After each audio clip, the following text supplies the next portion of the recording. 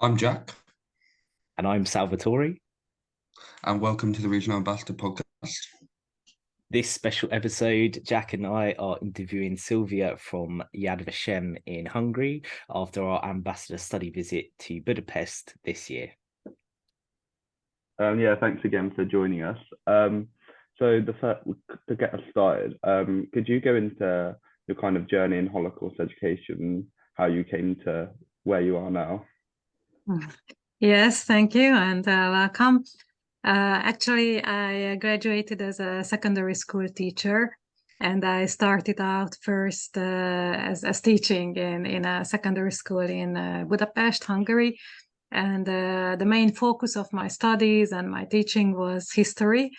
And we started with one of my colleagues. We started a kind of self-study circle or extracurricular lessons with students, specifically about the Holocaust. And then it was so popular that the students requested to organize something similar in the next year. So we organized the second year around international Holocaust history. So the first one was only about Hungary. Second one was the international one. And from here, actually, I was, the famous saying, at the right place in the right time, because this was a very important period in Hungary in terms of Holocaust education. Because it was after the big political transition from communism to the free democratic state. And around the year 2000, many important turning points happened in the field of Holocaust education. For example, Hungary joined the IRA, the International Holocaust Remembrance Alliance, in 2002. Which opened up a whole new perspective for professional work and standard, both in all different fields, not only in education, but in documentation, in historical research, and the commemoration as well. So Hungary very soon inaugurated its National Holocaust Remembrance Day. So now we didn't have only the international one on January the 27th, which commemorated the liberation of Auschwitz, but we had our own National Hungarian Holocaust Memorial Day, which was compulsory to remember in some kind of a form in every secondary school in Hungary. Also in 2004, it was the year of the anniversary of the Holocaust in Hungary. And the whole year was dedicated for the memory of the Holocaust. And it was then that our brand new institution, unique in its kind, was opened in Budapest, the Holocaust Memorial Center, which was basically the only one institution in Central Eastern Europe that was state-run and that focused 100% on the history of the Holocaust. We had Jewish museums, we have different small initiatives here and there, but to have a state-run institution 100% dedicated to the Holocaust, that was really something significant. So with my teaching experience with this colleague of mine, we applied for a teaching position there in the Memorial Center, which we received, and then we started working there also not only with the Hungarian institutions, but with the international ones as well.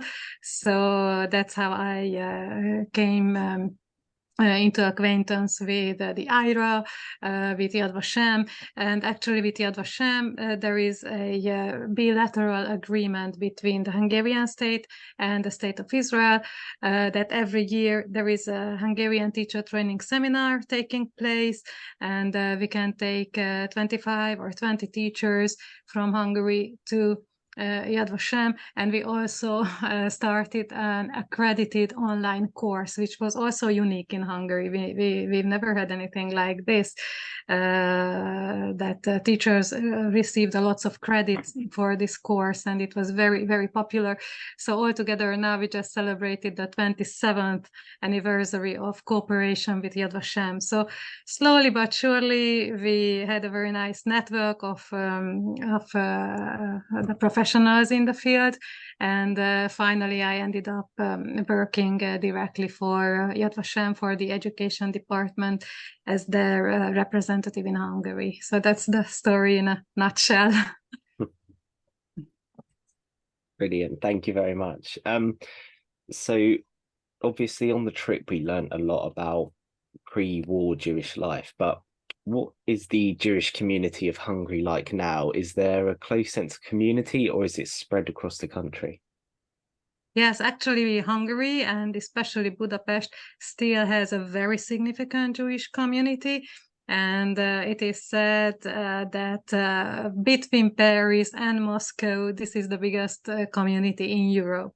Of course, the roots and the explanation for this go back to the Holocaust period, because Budapest was basically the only major ghetto that was liberated before it could have been, before people could have been deported. So that already adds up to a big, quite a big, I mean in quotation marks, big number of survivors in the area. It was said that about 100,000 Jewish people were alive within the borders of the country at the end of the war, but we shouldn't forget about those who were liberated in the different camps outside Hungary. Some of them came back, but a majority left the country, left Hungary. And it's quite interesting because after the war period, we had another interesting period in our history, the communist rule and regime. And again, that was not the highlight for the Jewish communities. No.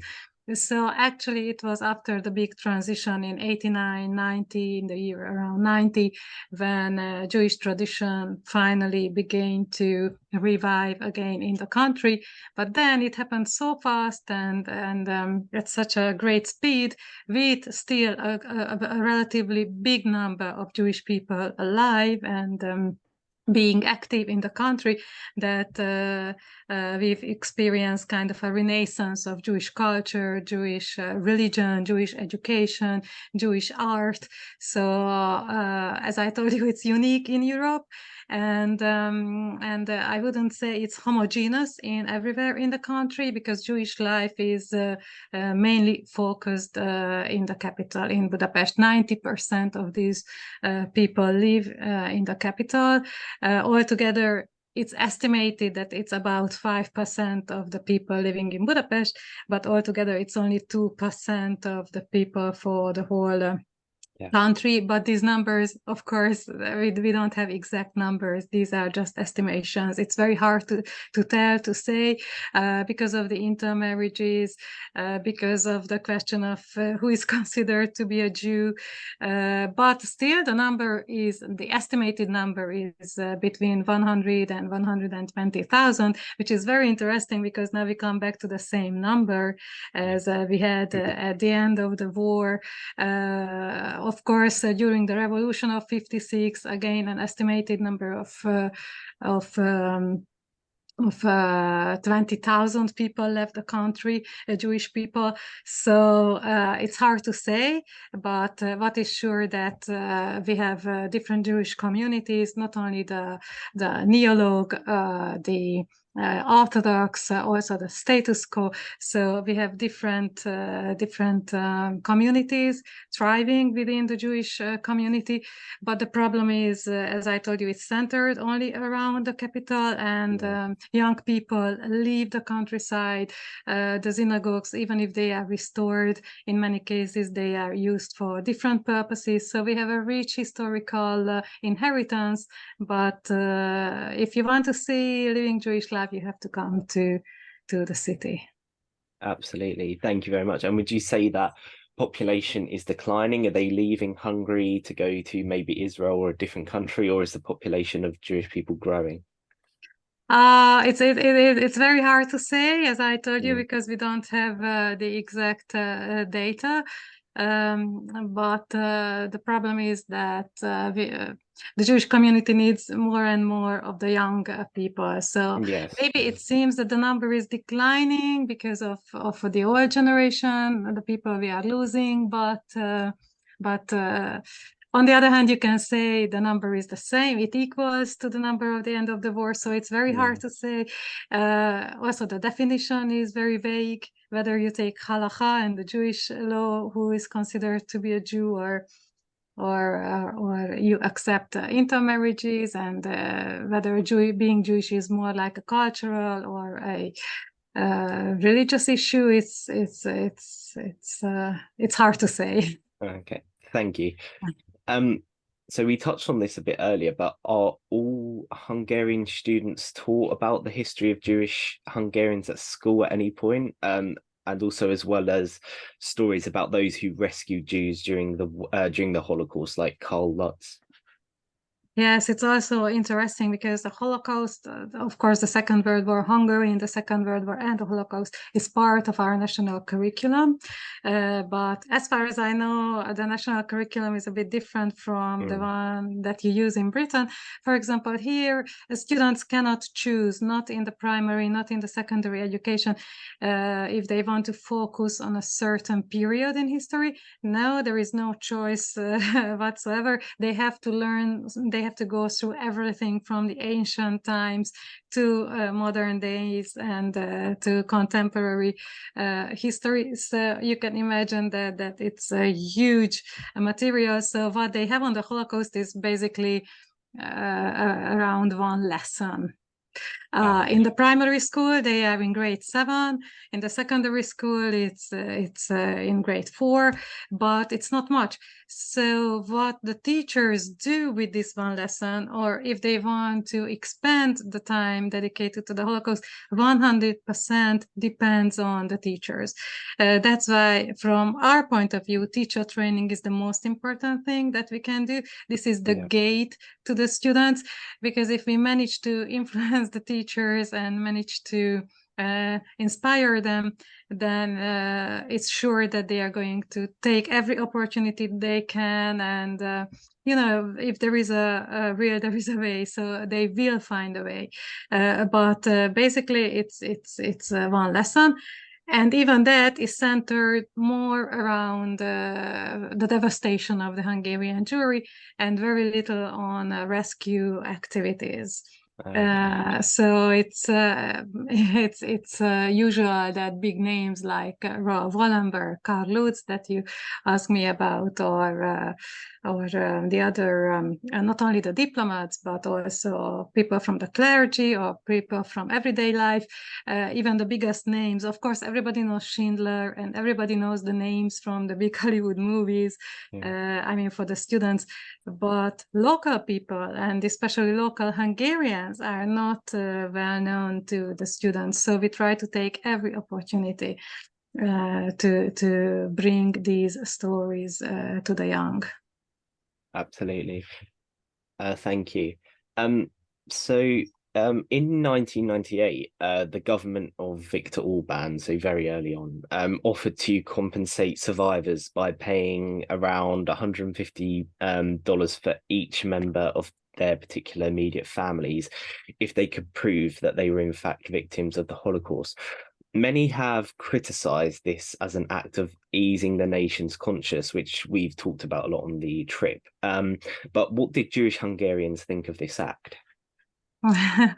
Okay, again, it's something that's hard to say, because there was not one voice of Jewish Hungarians, so that this is our reaction. However, there are some reactions here and there, but we shouldn't see this act of compensation as one of a kind. I mean, it was part of a bigger package or project, or even roadmap, I would say, because it was even earlier that that compensation process and restitution process started out in Hungary, but it was not only the government's decision, but they were, of course, working together with the Claims Conference in Germany, and also with other institutions like the WJRO, that's the World Jewish Restoration Organization, and even with the Joint.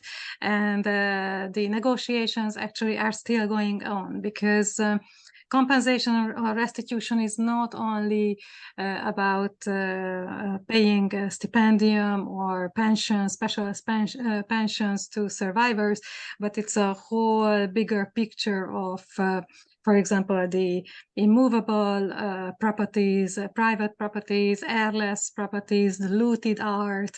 So it's a whole big package.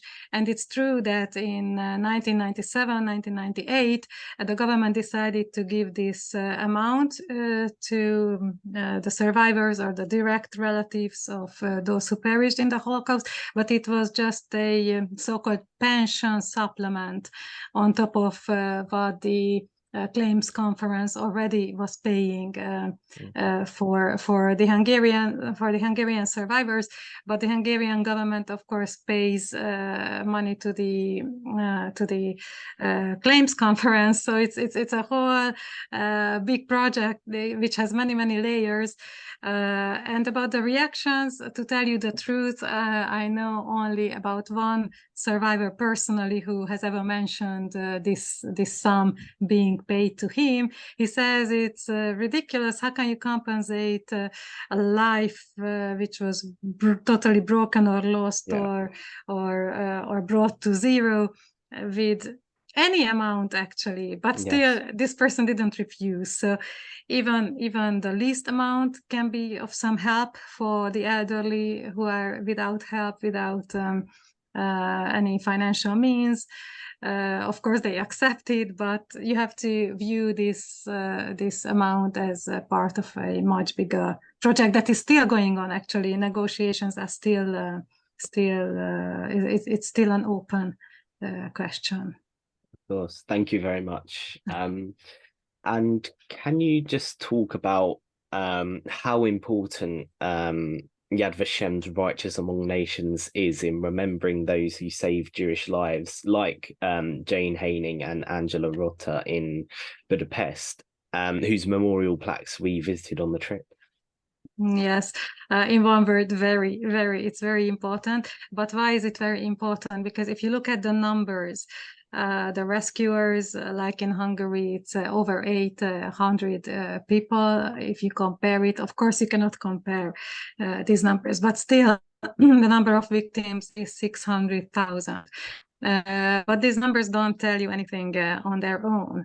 But if you look at the statistics, you would say that this topic is irrelevant because of these very low numbers. However, if you look at the moral side of the story, then it's the biggest thing that you can show as an example, show as an outstanding example of humanity being manifested in the most difficult times. So this is, I would say, the easiest part for teachers to grab and start Holocaust education from. So it's like a starting point when you want to take the topic to the students, even to the younger ones, but also to the older ones. So it's because of this these moral values that you can show, and through these examples you can somehow teach students that there is always a choice. So you shouldn't accept that you as an individual, who even if you feel powerless, it's a lie that you can't do anything. There is always, even if you're just a very narrow, but there is always a scope, a place for action. And we try to show these examples and to try to make them understand that they have to make their own choices every day, actually. And even if the stake is not as high or as big as it was in the Holocaust, still in a class, in the community, in the class, in the family, in people around them, the same values can be stood up for, and still students can internalize the same human values. Then I would say the relevance of this topic is really necessary. I mean, we cannot do without this. And Yad Vashem has just brought a new ready-to-print travel exhibition to Hungary about Righteous Among the Nations. And from September on, schools can rent this exhibition. And we prepared a nice lesson plan accompanying this exhibition. So we give ready tailored material to the teachers, and we try to do everything to help them to make their work easier, but we do want them to speak about the topic and bring it to the students. Absolutely. Thank you very much. Thank you. And I thought it was especially important what you were saying about teaching students that there's always a choice, especially in a world which is sadly seeing rising levels of hatred, that there's always a choice to speak against that and show that there's a right way. All right, so just moving on. Sadly, as the number of survivors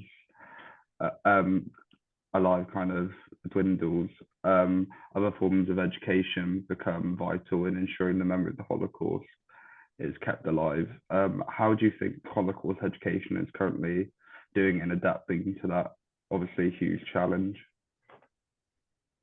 Yes, unfortunately, we have less and less possibility to organize these personal meetings with the survivors, which is very sad. I have to say, even my work was started by meeting a Holocaust survivor personally, and if you've ever gone through this experience, you just know that you cannot replace it with anything else. I mean, the influence you have after a personal meeting like this cannot be replaced. So it will not be the same for sure. What we can do and what Yad Vashem is trying to do and experiment, if I can use this word, of course we have to address the second generation somehow and maybe include the second generation into classroom activities and Holocaust education, but Yad Vashem has its own pedagogical philosophy, and one of the pillars of this philosophy is the so-called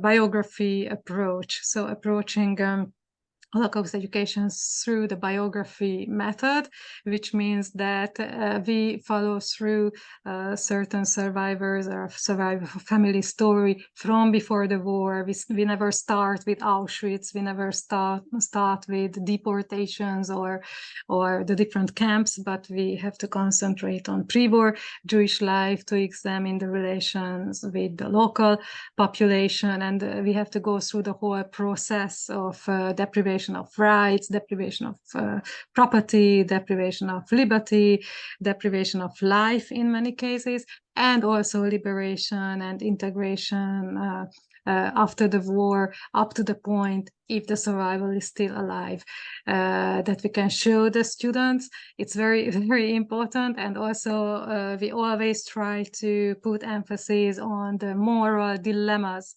that not only the survivors, but all of the actors, actually survivors, perpetrators, these so-called bystanders, or the rescuers had to face, and how these different groups interacted with each other, and how each and every of them had to make their own choices, facing their own dilemmas. So we think that through this approach, teaching about moral dilemmas and showing the outcomes, this is how we try to address students, very importantly, in an age-appropriate way. So it's very important always to keep in mind the age of your students.